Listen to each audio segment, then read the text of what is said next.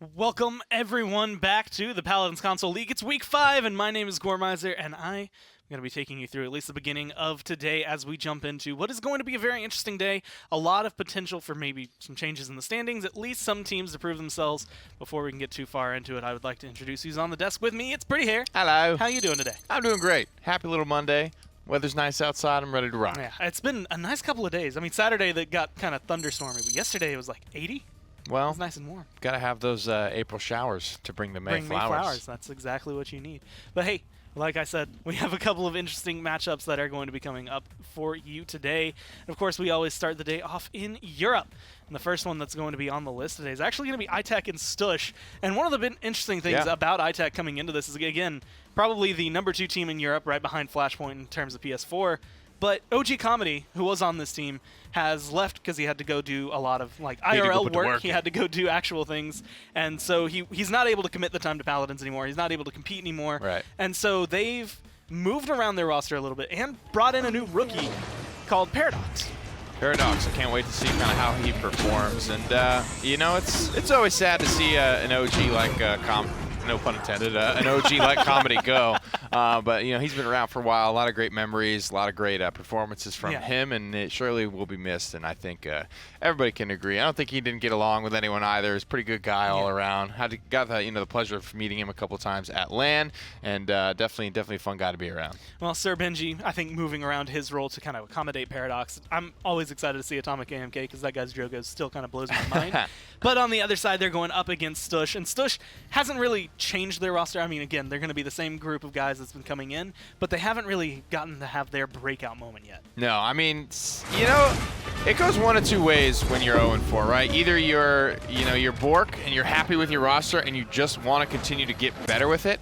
And frankly, I don't think that's a bad way to go. If you really do like the roster, everyone kind of agrees and everyone gets along and plays well together, then I think it's totally fine for you to kind of just work it out with that roster. No, that's kind of how Navi got started, right? That's a big part of how Envy got their start, really just kind of making it happen, making a couple roster changes along the way, but for the most part, Navi were a third-place team for a long, long time.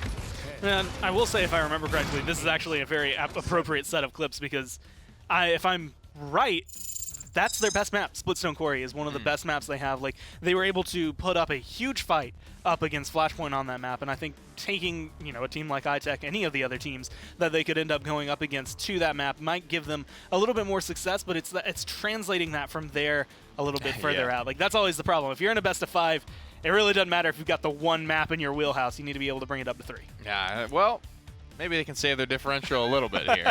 They've been 3-0'd, I think, every week so far. Yeah, they are -12, so maybe we can scratch that up and just go, -14 today. Baby steps. Hey, there you go. Where we're going to start is going to be, surprise, surprise, Splitstone Quarry for them. So that is exactly, I would say, what they would want, especially a way to start off the set, like being able to get your leg ahead. Funny little comment, Blues just hit us up. Stush is the only one of the 16 teams not to use this up. So the only team that is literally the same 5 guys every week. Band of brothers. That's right. I guess now they've had 25. Ride together and they die together. Right now they're dying together, but they might ride together today. But at least they're staying together. That's right. And again, kind of looking at what you were saying earlier, when you have a team, it's just like eventually you just lock in and say, you know what, we're going to in this game, stick together. You win or like, you it doesn't die. matter whether or not we end up ground. losing every single set, as long as we can learn as a team together and then come into potentially even just next split better. Well, Vivitalis the going gods to be are banned watching. Out. Our blood is rushing, and the hunt Tyra, Khan, and is Torvald on. will be the Stush gaming bans. And Leon, first pick, I have to say, is not Champions exactly are made by the paths they standard choose, for not the for powers console. they've You see graced those with. ARs go very, very quickly, and iTech is very happy to take 2 of them.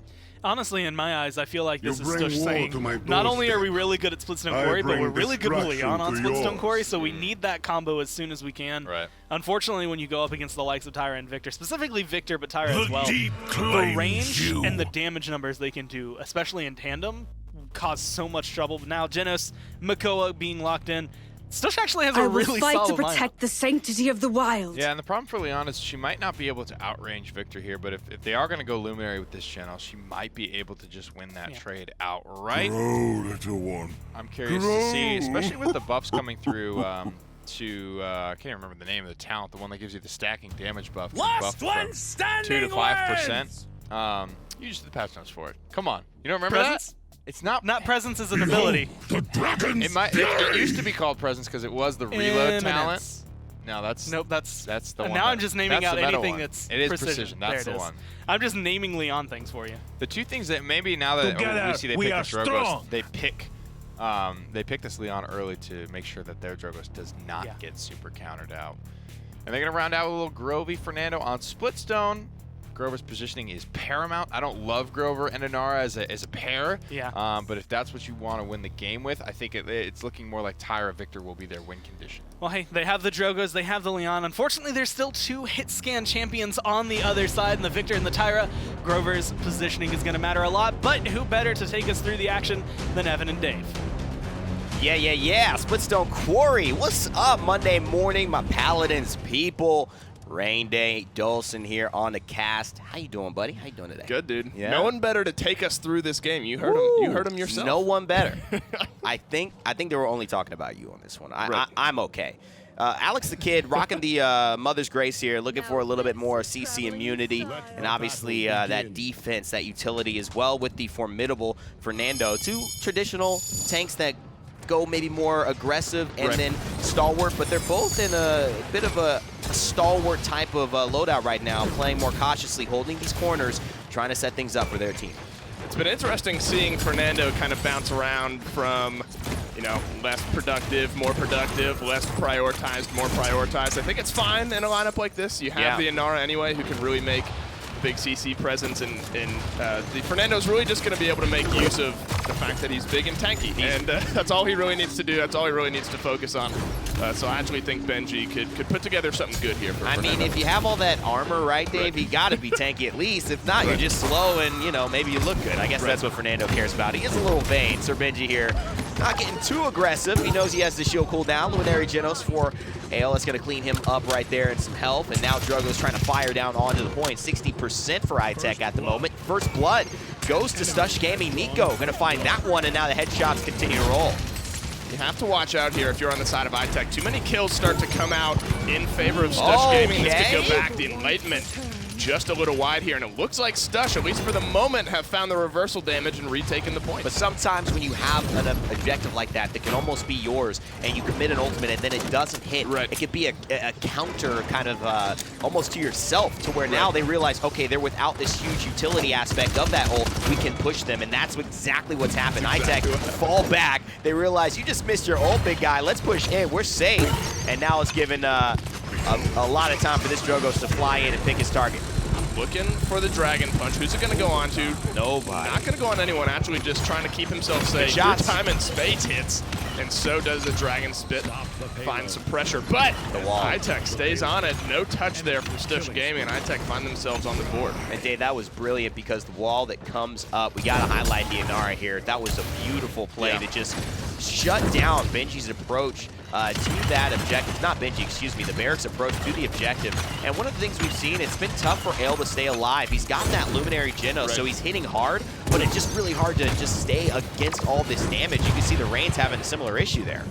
And one thing they touched on is like, all right, you pick away the Leon to keep your Drogos safe. Yeah. But then on the flip side, you have a Victor and a Tyra that you have to go against. Almost worse. It's almost, it's arguably worse. Nico Noob certainly no one to trifle with when he's on this Leon. He's going to be able to hit his shots, but it's going to be a tough game, I think, for the Drogos trying to keep himself alive. I mean, that's a great point that you bring up. I mean, the hit scan, trying to counter it out, but almost, in essence, setting yourself up to be countered twice as hard. A minute and 30. This payload looks like it's going to be pushed through. Alex Kidd, he's going to find himself the perfect trajectory right up Main Street. Finish that one off. So 38 seconds to go to get their heads right. Stush Gaming not quite where they want to be, down 0-2 to start this one.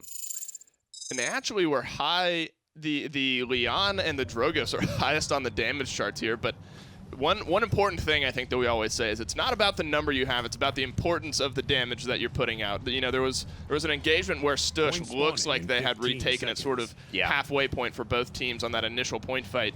and then some missed ultimates immediately turned it around, and it was a really quick cleanup for iTech, which is why their damage numbers are going to be a little bit lower. But the Grover, doing a good job keeping them up and healthy as well. And iTech just finding the picks, finding the important damage, utilizing their composition very well. And I think that's why they're up here 2-0. Nice stuff there. Early damage with the burst, and now the shield is melting. Barracks lost all of his utility, but he does still have, I believe, one more rocket boots alive. The failsafe should have activated, and there it is. He does have his rocket boots again, even though he just used it. That's due to the loadout that he's running, but he's going to use it aggressively here, and I believe he's just going to dome shield, just try to buy some time, and now there is such a good opportunity to maybe finish off some of these low DPS. He's got access to the healers, but he just can't find enough damage. They could pinch them here. iTech is pretty much grouped up here on the backside, but the damage, the follow-up isn't really there. Instead, the Crossfire ends up finding one. Oh, no. And Elwo does answer back.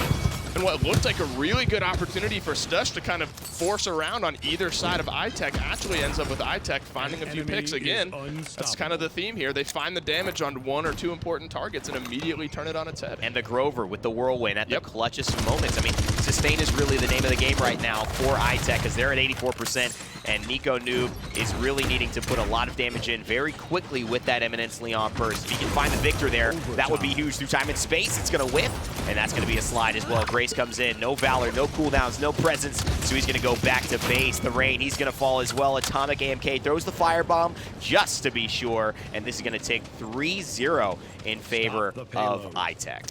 Yeah, it's tough on the side of iTech. They're just not really able to find any momentum right now. There's just too much damage, too much sustain, and that's a good thing you brought up is the Grover's doing such a good job of healing them, keeping them topped off. Those whirlwinds are coming up so often. He's already back to 65% when he just used it a couple minutes ago.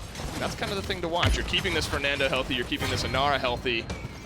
With no damage coming out on the opposite side, Stush is going to have a tough time on this. And much more cohesion as well. Right. I mean, we're seeing the way Fernando's applying pressure, and it is being defensive. He is being the front line. He's opening things up for Atomic AMK, and of course, the ability for their Victor to splash those grenades, be protected. But he's also really able to get the finishing blow, and it's not as easy to do on this more defensive style Fernando. Benji doing a fantastic job there. Already the damage is laying in. You see the Hunter's Mark and the Firebomb forcing Ale into a horrible position. And that's a beautiful stun as well. The Seismic Crash setting it up, Dave. This could be it. The CC getting chained in here, and it is going to be it. On the back end, just a few kills there. iTech starting the day off in a very fast, very cohesive fashion. Very savvy of the way they took those fights, and they just seemed like they were a step ahead. Cohesive is the word I would say, playing more like a unit than I saw Stush, so they have to adjust that. I like the Drogos and Leon taking that away. Didn't think far enough, though, to shut down the Tyra and the Victor. Let's see what they do next game as we send it back to the desk. So if you're a team and you bring in a rookie, the best thing for that rookie, I guess, like the lowest baseline that you have for your team at that point is, let's just win. It's not it's not a high bar, right? Like, you're just like, cool, we have a new guy, like, we just want to win.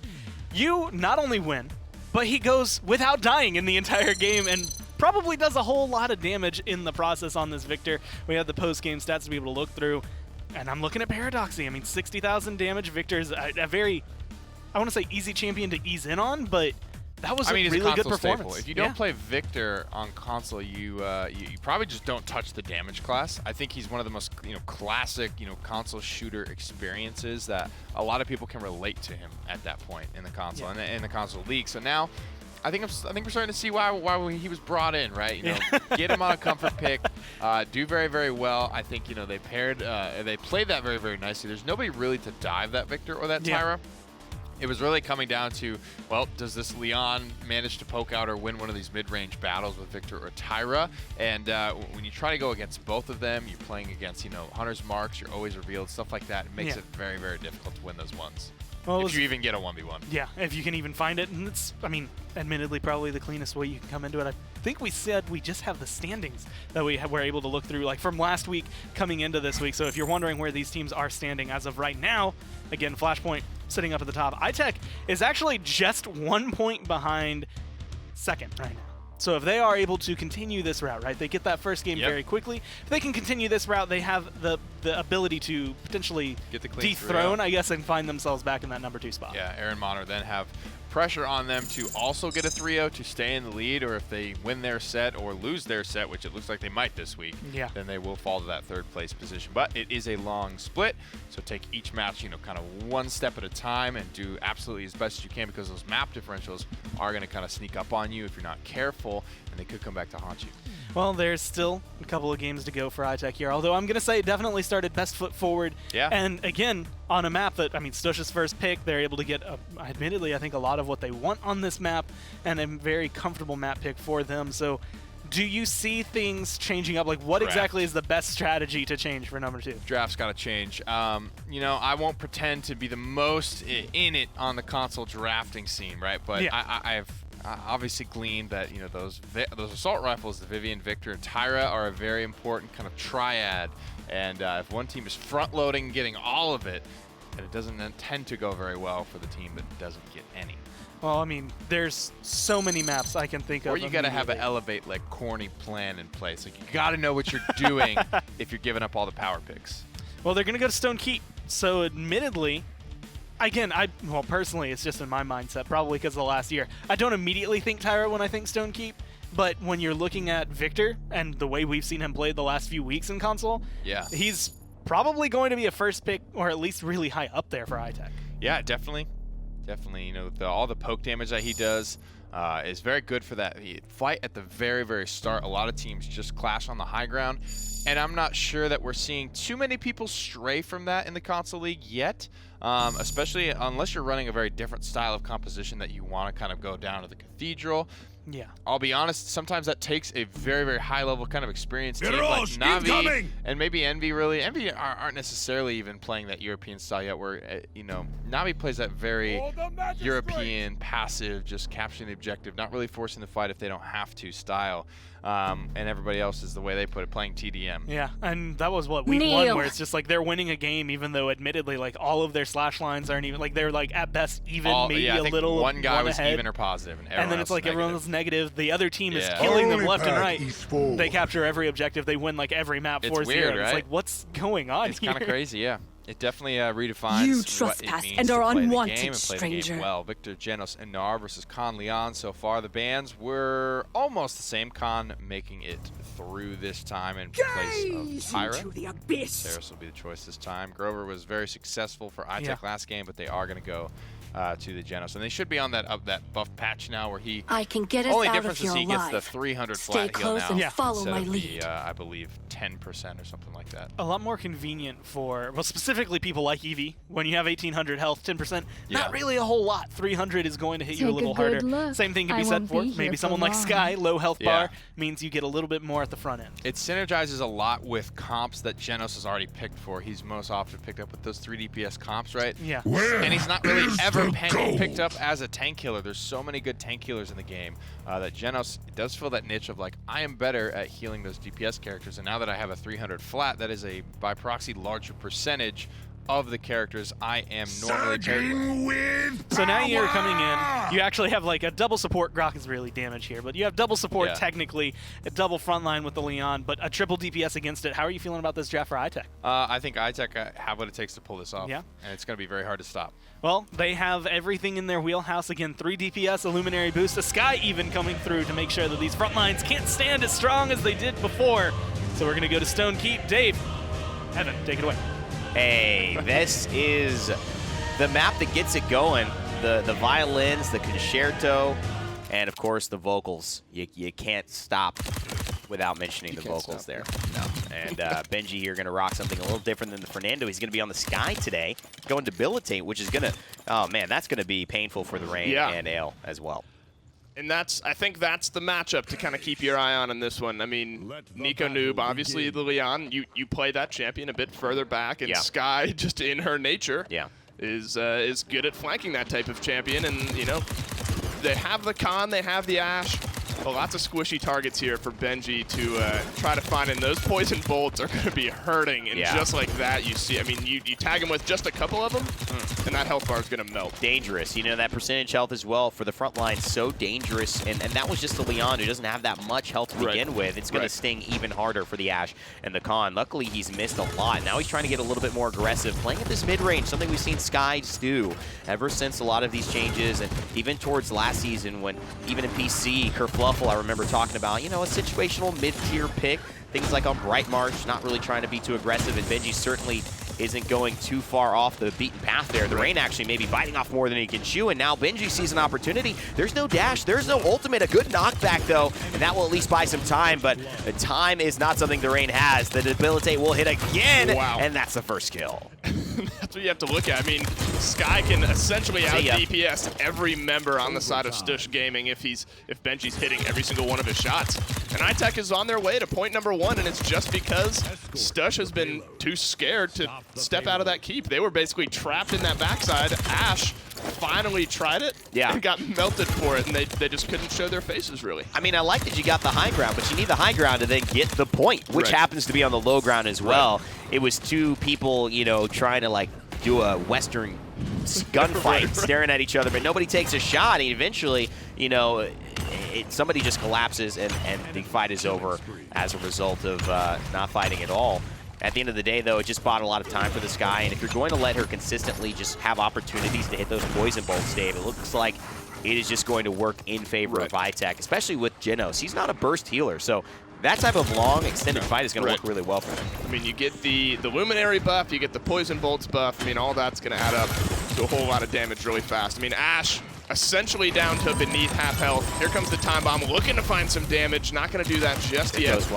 Able to phase walk out of it is the Grok. Here comes the Tempest as well, trying to start things off. And he is trying to get aggressive here, and I don't know if this is more of a stabilization or aggression trying to stabilize. It might have been a little bit more of a feint. Ghost Walk is still up, though, and good damage from him, but he's going to use it now, and so the problem is, can they find this guy? And with a nice little seismic crack, assert dominance, seems like they might just be able to, but no, the Void Grip here, and now it's getting a bit of a scary situation for the Rain. He may go down after he thought he had someone. Yeah, and they're fighting just so long here, and iTech is able to actually flip it on its head, and now Benji has the freedom to get up and get in the face of Stush Gaming. He's going to be melting this Grok. Hello. He hit Leon like once in the head, and she has no more health. Up top is the Saris, and she's going to be the next to fall, and iTech rip through Stush Gaming, find themselves the timing, and find themselves up 2-0. Playing like a team, man, and also I love the strategy of this Sky and how it's taking the effect, and also talk about Benji, the ability to go from the Fernando last game, play this kind of patient, you know, formidable style, which is odd for sure. It's never been a thing until this season, and then bring it into the Sky and have the patience and the same level of execution. Mad props to that. Yeah, and the card loadout as well. I mean, he has a little bit of sustain for himself, the Poison Bolts, cooldown reduction, all of it. I mean, he's playing his kit to a T right now, and it shows. Stush Gaming kill list there on that first half, and it's really what you have to look at. You have the pressure, the constant pressure of the Sky. I mean, Atomic AMK, Paradoxy, all of them doing their damage, doing their job. Tarek as well, keeping them healed up, keeping them buffed. Alex being the point. I mean, everyone on iTech is doing their job, but the real difference maker is Stush is they're scared. You can't face tank this Sky because they do too much damage. And then you have a Dragon Punch. It's not going to find its target this time, but enough to maybe make Stush back off a little bit. iTech here looking very, very strong to start this set out, would you say, Dave? Absolutely having command over it, but this time, maybe a little bit more aggressiveness from the Grok, but man, that Victor, oh my God. And talk about it, Paradox God right there, just melting whenever he got the chance. This is probably what they're so worried about as well, the way they just corralled them into the center between two hit-scan characters. And it was honestly the same thing as last time. Here comes the Time Bomb, looking for some damage. It is going to connect, but not going to find any kills just yet. And Benji, I mean, he's essentially 2v1ing here, a Khan and an Ashe. He's going to get Commander's Grab, but he is going to clean up the kill. And on the backside, iTech find themselves 4 kills anyway. Man. Once Saris comes out of her travel, invisibility, down she goes. Paradoxy taking that one away. Just too many damage threats, I think, on the side of iTech.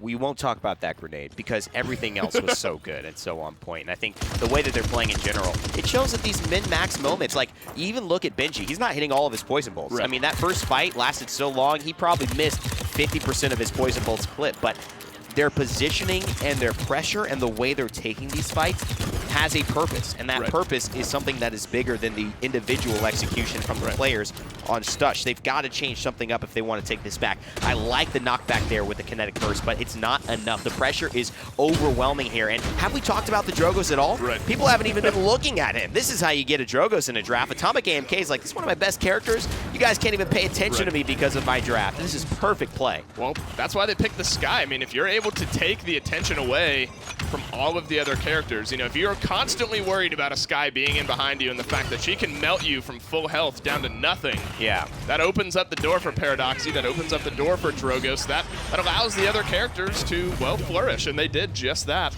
I mean, Benji found the kills and found the damage as well, but kind of the unspoken thing is just that when you have a champion like Sky who's going to be getting in behind you, turning eyes, turning heads, it opens up the door for Drogos, for Victor, for everyone else to really make their impact. That was the key, and it seems like teamwork is continuing to be the factor that's separating iTech from Stush today. But still one more game to play at least, and maybe a potential comeback. Let's send it back to the desk and see what they think about the possibilities of Stush turning this around.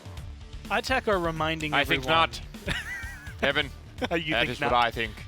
I think not. I think iTech is reminding everybody why they are considered number 2, right?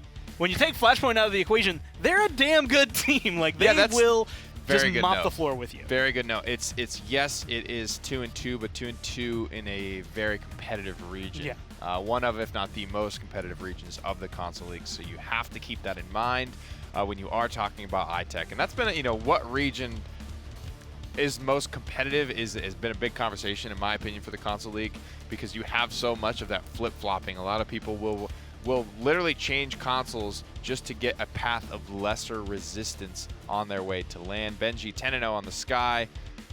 A lot of people with a goose egg there in the death category. We highlighted Paradox last time. We don't get the chance to see Sky too often, so it's only right that we take a look. She shows us something. And literally the first note I wrote down was just, tanks can't fight Sky. And that's pretty much everything that happened. I think Rain spent more time trying to kill this Sky than maybe it was kind of even between how much time was spent trying to kill a Sky, how much time was spent dead because you were trying to fight the Sky and the Sky won. So really just equal trades. The Sky and the Sky won. It's just an unfortunate area. And again, you don't typically get to see a triple DPS really nowadays. Then you don't really get to see Sky often. And you don't get to see Luminary Sky that often. Yeah, no, that is all true.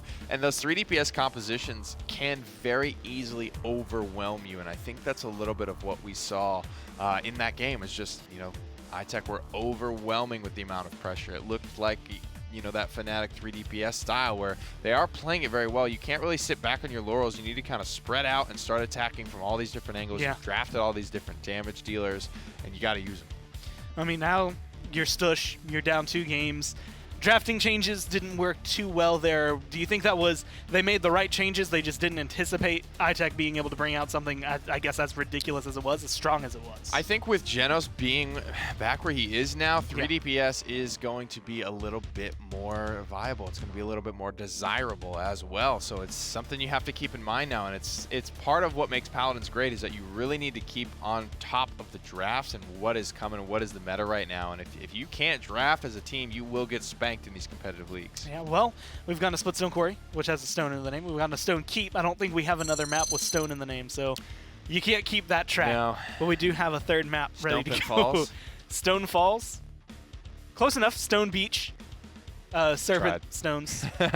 Serpent Beach as we come through. Giant The serpent is of a made snake. out of rocks. Yeah. So What more do you want, people? it's the connection they truly, truly needed. But admittedly for this map, and this, you know, maybe just me interjecting, but I don't feel like there's a lot different about this map that you could maybe try to bring things back. Like, this is Stush having to be comfortable and having to go maybe a little out there with their draft and make this work. Yeah, and this is arguably, I think, a better 3 DPS map. It is a little bit more open. The flank routes are very, very covered. And to be honest, if you're not really looking, and I'm speaking specifically of the sundial half of the map of Serpent Beach, if you're not really over there, you can't really see flanks coming from there. So you can sort of maneuver on the map a little bit more easily. Again, with the Victor, they will go and grab the only AR that is up and available. And honestly, they're in the same Step point. into the light Very similar bands and perish. to the last game that we saw. And if you look at it, Paradoxy right now is in this position to potentially take 3 games in a row without dying. If they win this game and he doesn't die, Oh, man, you're right. he would have an undying debut set. Well, that's probably part of the reason why they give him the victor again. Keep going. They say, keep In doing this your game, thing. you win It's making or it you very easy die. for us. They There grab is the no Leon middle as well. ground. Genos is not available, so I don't know if they'll be looking to run that 3 DPS composition again. But they do get that Drogos if they want to dissuade something You like a are not Drogos. welcome here! Love that Do hit scan. You think Genos is the key to making either of these compositions working, or do you think it just happened to accelerate what iTech had last game? I think Genos is kind of the key We to dwarves making are that 3 national DPS fighters. composition. I what just it hope is, your right? I lads think can keep up. when you're looking at healers that break line of sight, Genos is the top of that list. You know, people that can spread out and still get that pressure. And it's a long enough duration. Most people run duration in the heal and the loadout, which bumps you from, I believe, 10 to 12 seconds on that buff. So it's just so The easy to spirits maintain do on not your entire rest. team. And nobody does it quite like Genos. Grover can heal through walls, but again, he's that static, I am here and I am healing this far away from me. And This is a hot unless we, team. well, I was going to say It unless is we see like the a same normal positioning as team, Splitstone, but but it's with me iTech. in So it. assuming we see the same positioning, it's still going to look really good. It looks like Benji probably going from Nando Sky back to Nando. Try and I mean, this run. is pretty much trade out Leon for Tyra. This is literally their first game draft, isn't it? Pretty much. So now you can, and I think, position really, really well, sort of like you could on Splitstone. Send an R down to that objective, float Grover up on the high ground, and have your DPS kind of tucked away that they have a line of sight of the enemies on their high ground, and Grover can likely hit all of you at the same time. So beautifully done. Ganessa was the last pick, and that's the one I think my eyes are on. Can this sniper make a difference? Can her, with the Luminary shots, find those headshots and make the big change? The question is going to be in-game, and that's going to be Evan and Dave making sure we see it. Yes, I will make sure you see it. I mean, maybe technically that's production's job, but I'm going to make sure that I talk about it while you're watching it. Right. That's for sure. Luminary for this Genos, and it's going to be on the side of Stush to see if they can get something going. Right. You know, get out of the mush, so to speak. And I like, I mean, when you kind of run aground in the way that this set has kind of gone When for things Stush, have run amok, I really and you like, don't give a yeah. buck to the other team, you know. Nobody, right? You ban them You out. ban Buck. You ban Buck. No, but I actually like the way Stush is thinking here. They're like, all right, let's change it up. We're comfortable with Serpent Beach. Let's throw some interesting things out there. Kinessa maybe not the most interesting, but well, it's working. Different at least. It's working at the moment. The Andro as well, kind of an interesting pick, but I like that. And that's something I always harp on. It's like, all right, you're down. You're not doing as well as you would have hoped.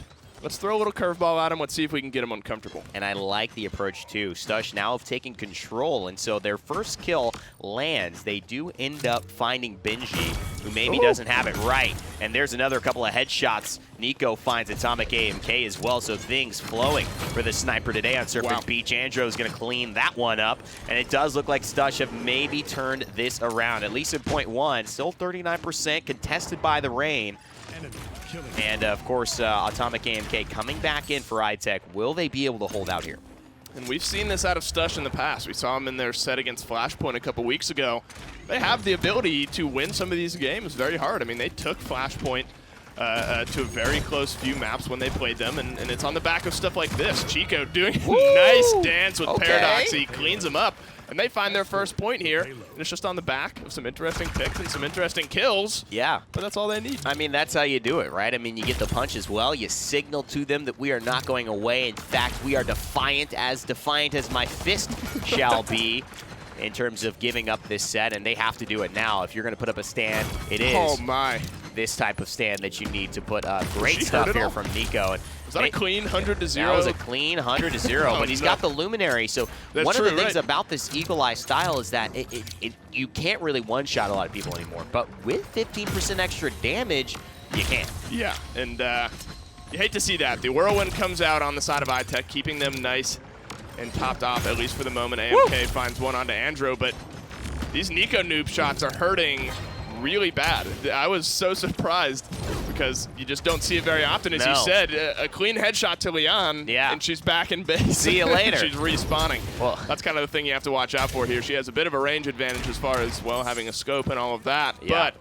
But The Kinessa pick, the Luminary stack onto it, working out at least for the moment. Awesome to see, and Nico obviously looking to, you know, clap back when he can. And just some great performances here all around the board. And it's going to be different, especially knowing that they have a lot on this push. I mean, if they just tie it up 1-1, despite how well they played, that can't make you feel too good about your prospects. The Flame, DPS from Fernando, not enough to finish up Ale. He's going to get the battle shot off, and Commander's grab away, but the Rain is now exposed, and Ale could fall very closely after.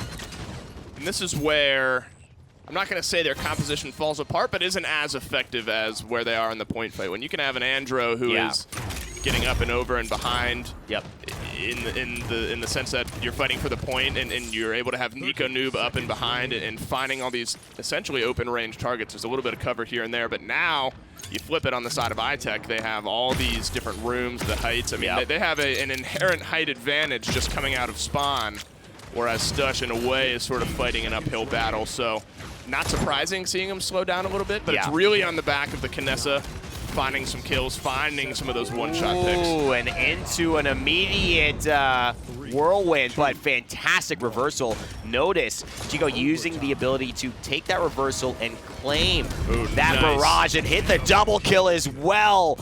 The technique from the Andro, the triple kill. Whoa, Stush Gaming making a statement here on Serpent Beach. He finds himself the space, he finds himself the height, and he finds himself 3 members of iTech clumped together. He finds himself a triple kill on the back end of it, but now they got to push in. They got the Dome Shield out, which is going to buy him some time, but the respawns have come out here. Too many losses on the side of Stush.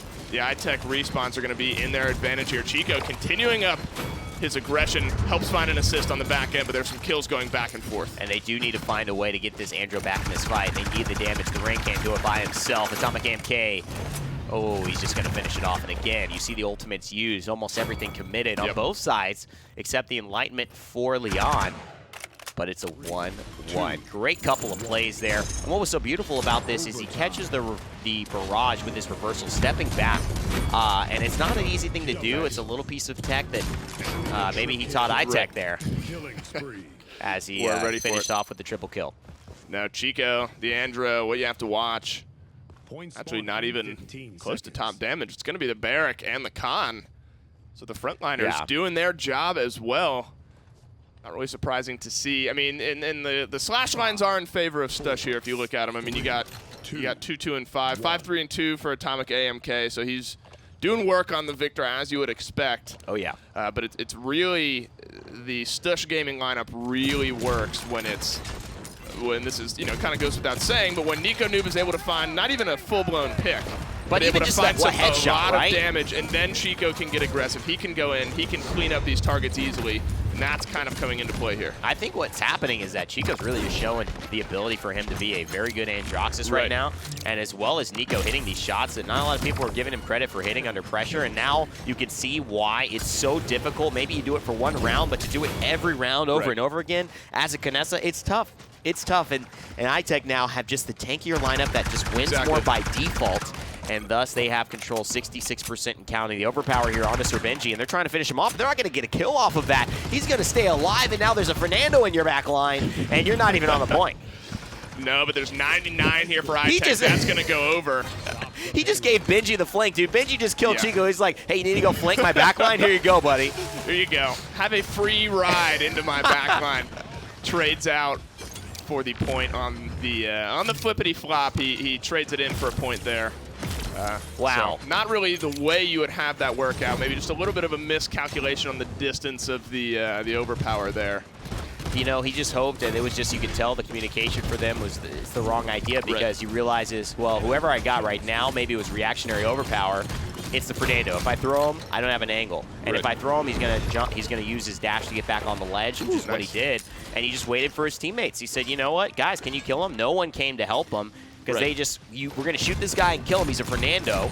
Or we're gonna go back to the point. It's 90, 93, and they just got caught in a bad spot. That's why that Khan overpower, it's so deadly when it works, but can sometimes almost hamper you if you don't do it the right way.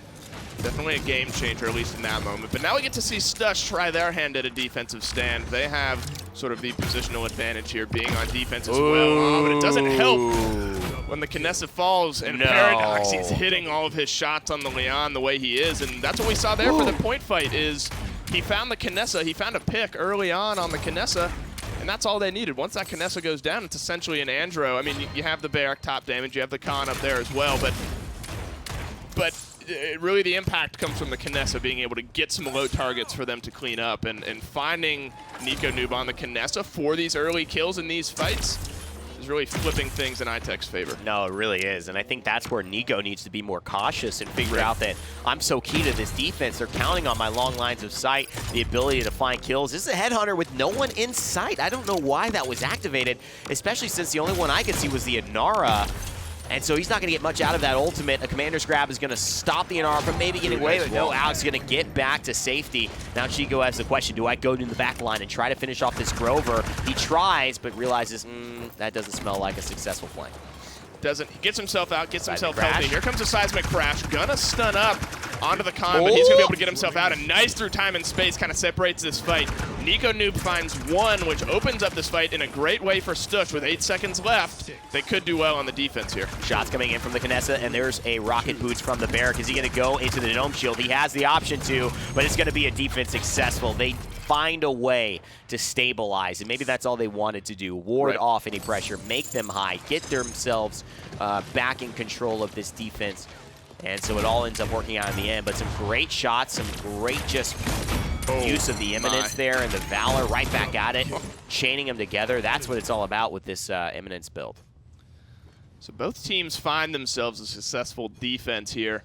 So it looks like it's going to come down to whoever's able to win point fight number 4, and it's kind of gone back and forth. The Slash line still pretty much following the same trend in that Stush Gaming have found the kills. Atomic AMK is sort of leading the charge on the iTech side, but you know, we say it time and time again, it's the important kills that you get, not necessarily, you know, if I'm 10-2 but my team is getting crushed on the point, it doesn't really matter. But Paradox, he's kind of the guy you have to look out for here. He drilled the Kinessa with 3 straight shots, cleaned her up, and that's what you have to do. Nico Noob starting things off. He hits the Enlightenment, cleans up Chico, and kills are going back and forth here. But great play, great heads-up awareness, too, to be able to pop the Enlightenment, and there was no reversal ready for it. That could have been dangerous if there was. Dome Shield activated, and that's bought them time. Alex maybe just trying to dive in, start the contest, and also just reset with his squad, as they have mostly been wiped here, as Benji was caught out. And there's the Battle Bite spray. Paradox now on the high ground. They're looking to maybe catch somebody off guard, and it is going to be Chico, unless this hits and he gets out, which he cannot. 48% and counting, but iTech now with a man advantage. Actually tied up because they did lose the Victor. They were able to kind of slow things down here, but it is Stush Gaming who are on the point right now, and it's Nico Noob coming alive again on this Kinessa in this round, really leading the charge for his team to come through, trying to find a pick. There's the Victor, but he's shredding that. Hit scan is going to get you low if you don't hit your shots on the side of Kinessa. Through time and space, not finding one, and they're doing a good job. They're getting aggressive. This is what you have to do against a Kinessa. You have to get in her face, because if you do that, it's going to have a harder time hitting you. And the fight's taking too long. The Rain is down by himself, but big shots here from Nico. Double kill for Nico. Can they turn it around? Stush trying to make their stand here. If he hits this one, it could be the point. No! But Paradox makes it out with about 300 health, 84% counting. It might have been enough, though, Dave. I'm not seeing the ability for iTech to get back down. Stush Gaming and Nico have pushed this into a possibility that they may keep this set alive. Nico Noob hitting his important shots. Chico with that follow-up damage, playing the composition exactly how they have it drawn up right there. And now they have some time for themselves. They stalled out right around here last time. The payload was a little bit further forward. Actually, got pretty close to going in, but they weren't able to convert the nice triple kill from Chico into a push last time. And it was really just the fight going too long on the opposite side. The longer it's drawn out, the longer iTech's able to stay alive here on defense, the harder it's going to be for you. Well, of course, because you're closer to their base. So that's really what you have to consider. Trying to get aggressive and find some kills is Chico. He's going low. Now he's going to 1v1 the Grover, and down goes Tarek. Down goes Paradoxy. 2 for Chico now. AMK reversing one on the opposite side. Oh, this is crispy right here. Give him the fist. Give him the fist. Oh, Rampage. Turn it around. Chico trying to make some plays today. Stush are not out of it, not by a long shot, baby. They are on streaks. Genos hasn't died, and this Luminary is feeding this Androxys' revolver. And this is where you have to push if you're Stush. You got so much momentum in your favor. If you can clean up another clean team fight like that, now the barrage is down as well, and it didn't find anyone. You have the advantage here if you're Stush. If you push down the gas pedal, you have the ultimates ready. That could make a difference here. With your time and space as well. A couple kills picked up for Stush here. This could be it going through and make it 4-2. Oh, Dave, I think this might be it, man. The momentum is just so heavily on the side of Stush. Seismic Crash as a last desperate hope. Whoever comes through now is gonna get thrown off the map. I almost guarantee it. The contest is here. There's Paradox. He's got the Enlightenment. He finds the Genos. Is that enough to stabilize? Ale hasn't used the Overpower yet, and this is Chico trying to finish things off, but the Grover's still alive. The Dome Shield, they're committing, but they're almost committing halfway because the Khan still has not used that ult. And there it is, the damage from Chico. Can they finish this off, Dave? Because this fight is lasting a little longer than they want. The health bar is bouncing up and down here for Stush. They're trying to find some kills. Paradox, he cleans up one, and so does Chico. Now it's Ale versus Alex, but the respawns are coming out on the side of iTech. Any kill for iTech is going to be huge. Paradox, he finds one onto Chico. That's a huge damage threat down. Man. Alex Kid finds one onto Ale. Now it's down to the Kinessa. She's not going to get a touch. They're able to stall it just long enough. They weren't able to find the kills. Overtime still ticking away, though. I mean, there's one more potential fight here for Stush, but it's questionable. iTech slowed it down. It's questionable. The Rain here trying to get back and hold it down, but they've lost the Genos. Without any healing, this looks like a very tough fight to win. I don't see it happening here, just numbers-wise, but here's Ale. He's trying to contest. It's at the bare minimum of being able to go, but in the overtime, it will tick away. And iTech will live to fight another day, but Stush, man, after doing so well, being so committed, it feels like they were caught in between guys. Do we push and commit it all and set ourselves up for maybe not having any ults on that next fight? But they ended up committing it anyways, just not at the same time. Ale misses the overpower there just later on in the fight. And that just, I mean, that's just a pure, clean example of if you're pushing in on defense, and it's tough, this is the hard part about offense, is that you almost have to get a clean team wipe. If you're fighting that close, in a way, staggered kills are, I mean, it depends how the fight is going in your favor. Staggers favor the defenders. Right. If you're losing team members as well, yeah, the defenders are obviously going to be happier to stagger some kills there on their side. I mean, if it's a clean sweep, of course, Stush are going to be able to push that one through. They came out very hot on the offensive push. Last time, they got the point cleaned up in a very big way. Good angles. Now it's 3-3. They're fighting for their lives in this set. The Enlightenment is ready. They may be expecting that, and there's the Immortal as well. And that's a kill. Nico goes down. Benji finds another. Oh, my God. Paradox. Wow. And Benji with a triple kill. Atomic AMK getting in on the action. And would you believe it, Stush Gaming, man, are they going to be mad at themselves for not taking that opportunity, not using all those ults at that same time, because 78% and counting, I'm not sure they're going to be able to touch here. I think with the kills being staggered the way they are, this is where the stagger favors the side of iTech. He does get a touch in here with 96%, but one more clean team fight will do it here in this game. Down, stun goes the Khan, but a trade back and forth. Chico finds one as well as Paradox. Nara's now the one in his eyes. They do get a touch on the overtime, but that's going to be the story. You have to find a touch. Nico Noob cleaning up Alex. Now Chico getting in the face of Paradoxy, and they do just that. Wow. And for the moment, they've turned it around and stalled it. Wow, so they've turned it around. Chico, Nico, they have these beautiful plays, beautiful names, and Tariq trying to find his way back onto the point. No ultimate, though, but they do have another Immortal. That was used at the beginning of the round, but it's 90%. It's 93. Someone's got to touch. Can Inara get back to the objective? Oh no! My God, Stush Gaming, they just win it because Inara's too slow. The grasp pulled her up, and she couldn't get in. She wouldn't have made it anyway. She couldn't have walked fast enough. I was nearly devastated for Stush. They were so close on that offensive push. Fell just short. And I was certain that iTech was going to win it there after a triple kill, a clean sweep on their side. I thought iTech had it, but Stush finds some kills on the back side of it, find a grasp onto the Inara, and find a win here. Stush got the good stuff rolling in this one, and to be honest, I would have felt a little bad if they didn't win that one. So they take it, their first game of the set. It's 2-1. Let's send it back to the boys on the desk. I had two notes that I got to write down before I kind of got enamored and just kind of pulled into watching the action that was going on. And it's inevitably what ended up making the last fight work out really well for Stush. You can't underestimate Nico's Kinessa because he's hitting a lot of insane headshots. And for some reason, this is the first time that I remember seeing Chico on Andro, and Yeah, I Chico's Andro's don't good. want to see it go away. It was just so good. I think easy come, easy go is how I would describe that game, right? You have such an incredible defense that gets you back into the game. You're like, oh my god, we did it. And then like just like that, they win in another awesome team fight. The zone should have been there. That should have been an easy win for iTech, but they just collapsed. I mean, that was a horrifically bad zone. They let Khan run straight up to the objective on his horse, get around them. Chico gets the accursed arm off, and it just collapses from there. So rough stuff there down the stretch for both teams. They had their moments where they were making these incredible comeback plays, and then all of a sudden it just gets thrown away on either side. You could look at it.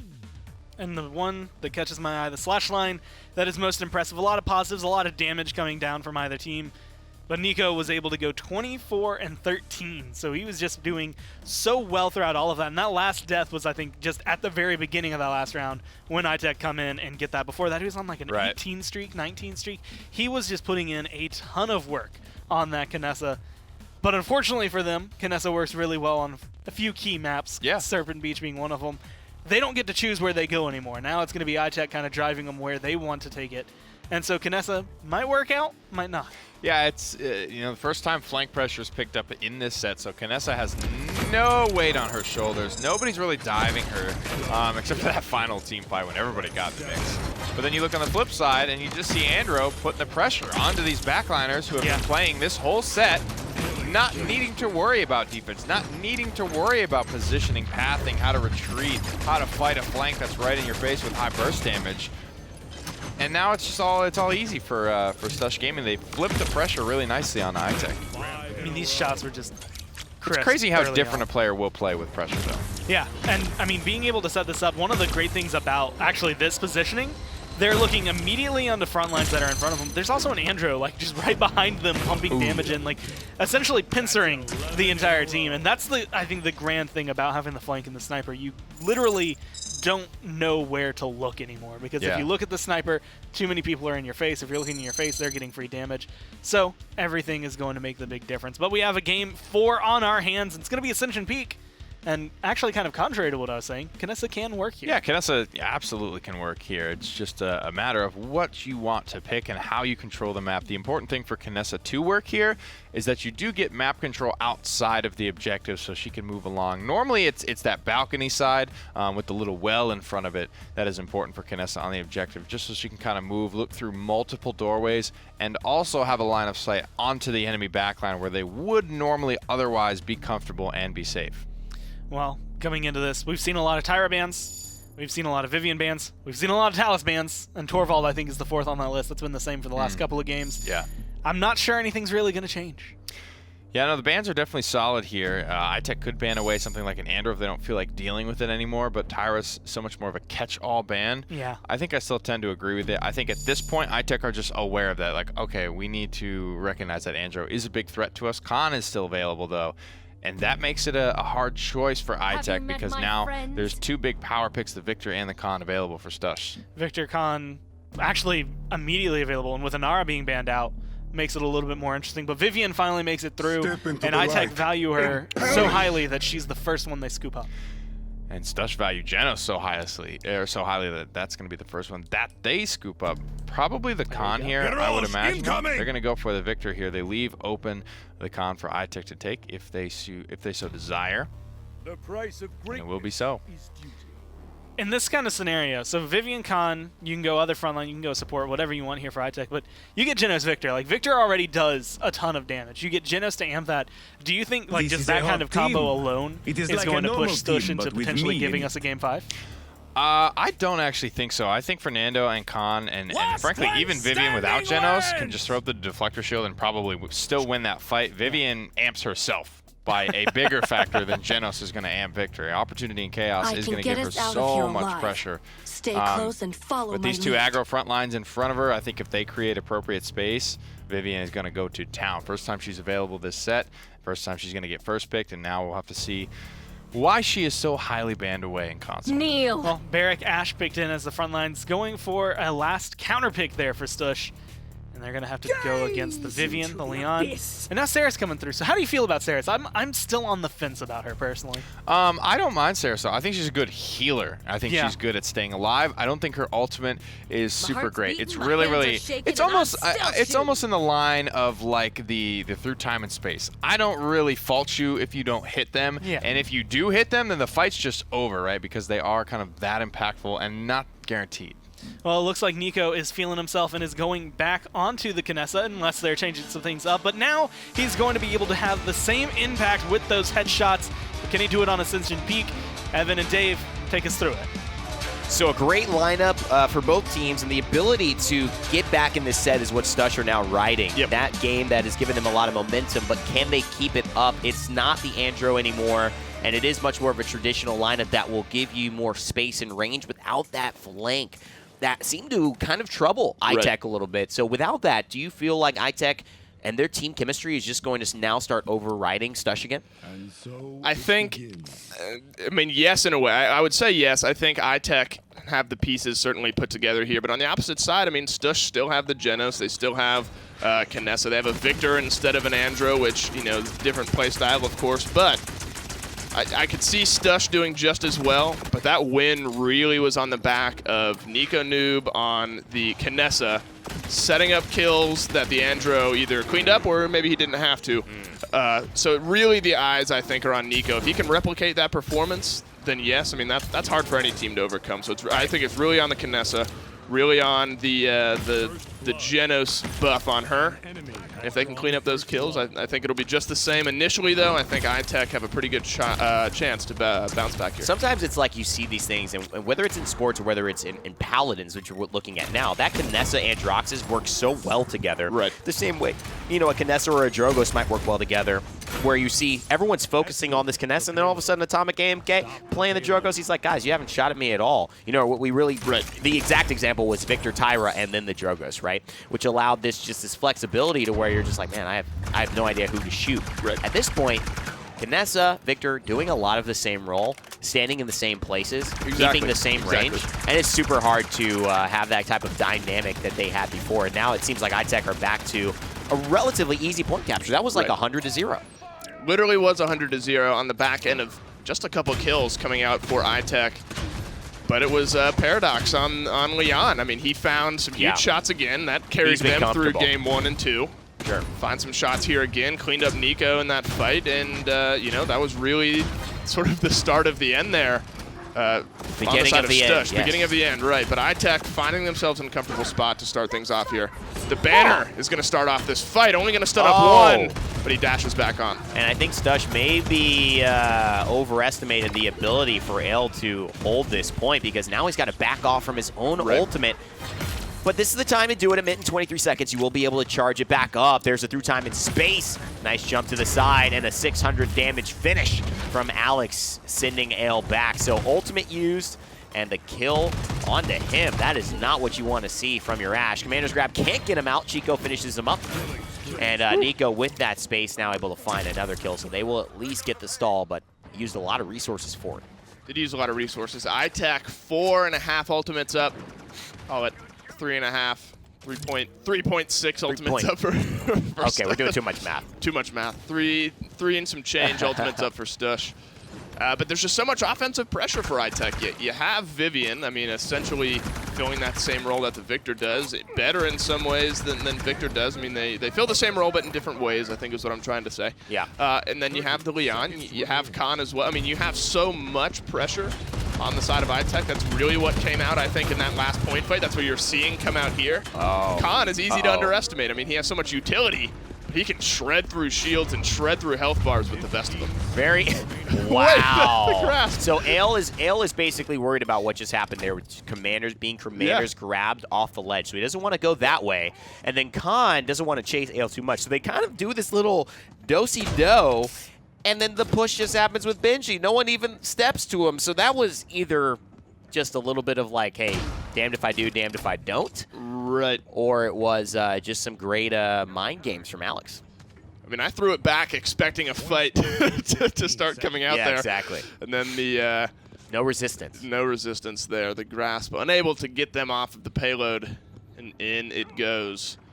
iTech spent literally just the Vivian ultimate on that one. And you're not even really spinning it because you keep it until they kill it. Yeah, no, right.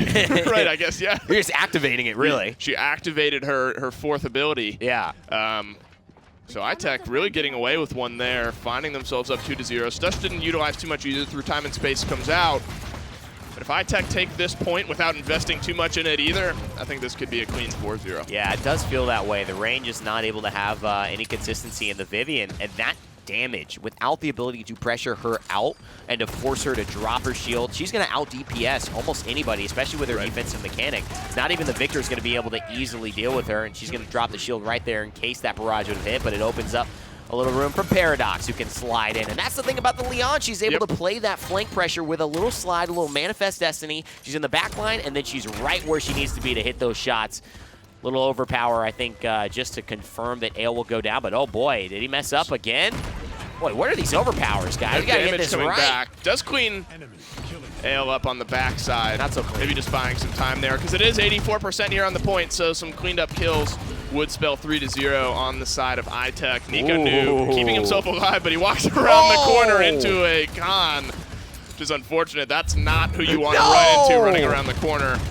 Alex continuing his shred through the Stush Gaming lineup. They're tilted, dude.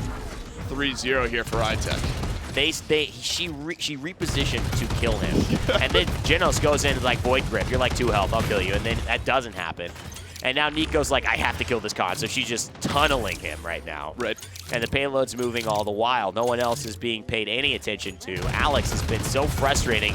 He's basically mind games with Ale over here.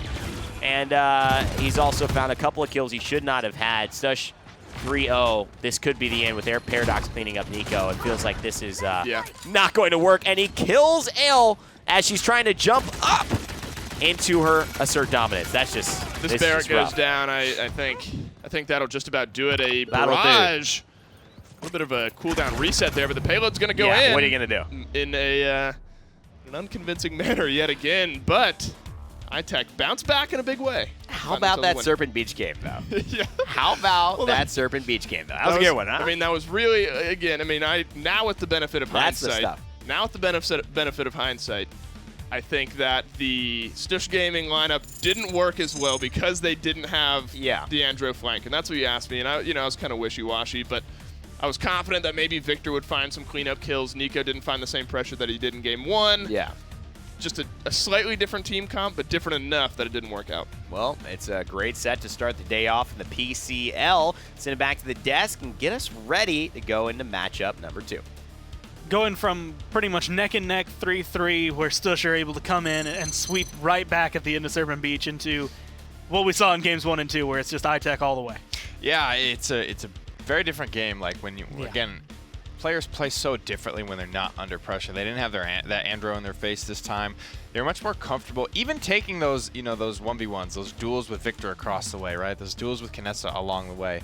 You're a little bit more comfortable taking that when you know that there's no X Factor. Androx is coming up from behind and going to tilt that in favor of the Stush Gaming lineup this time around. Also, the comp, fairly impactful, 6-1. I mean, that's a power pick that only snuck through a couple times in this set, but when it did, it certainly made an impact.